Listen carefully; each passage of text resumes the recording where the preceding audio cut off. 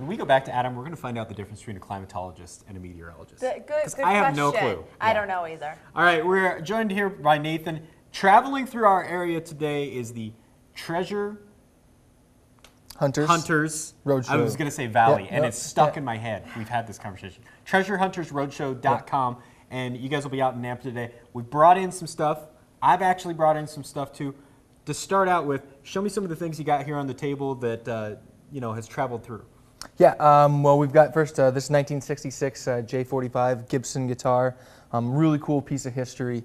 It's got a pretty good value to it. There's been some repairs done to it, but very collectible piece. And this came from who? This came from a gentleman, actually, the last time I was in this area when I was in Boise.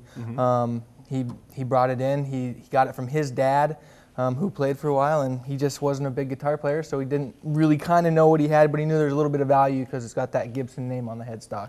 And that's the number one thing, is it because it's a Gibson? It's a Gibson, it's acoustic. You know, you're getting to that pre-70s area, which makes it a vintage guitar. They don't make stuff like this anymore, really. I see a lot of World War II stuff here. Is that something that you're finding a lot of as that next generation starts to die off? People are inheriting that? Yep, you're getting to that point where that baby boomer age is coming up now, and then it's usually their parents were the ones that were in World War II, and you have a lot of items that came back from either Japan or Germany, and some of these things like this right here is Air Force officer, German, Air Force dress dagger, which is a really cool piece. It's really complete. I actually have the case for that one too, but to have it complete with the knot and the belt attachment too is a little more uncommon, which we bought from a gentleman in Mountain Home, who was from his father, who actually took it off a soldier in World War II.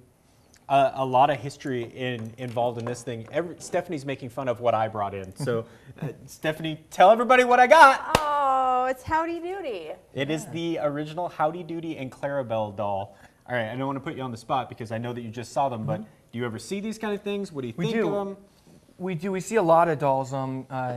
Not necessarily just Howdy Doody dolls, but any of the old German bisque dolls and stuff like that. And dolls can go from a multitude of price ranges, even Barbie dolls. You know, those first 3 years that they made the Barbies, they can be worth substantial amounts of money.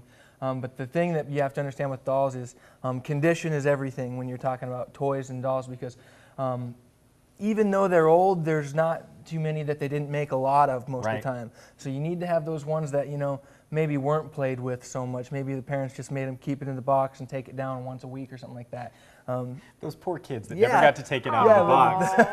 Those are the ones that are going to be worth the most, especially if you still have the boxes with them and stuff like that too. If you want to have more information, especially about where these guys are going to be today, and you want to take some of your stuff down, here's the website. It is treasurehuntersroadshow.com. You will also have a link to it coming up on our website.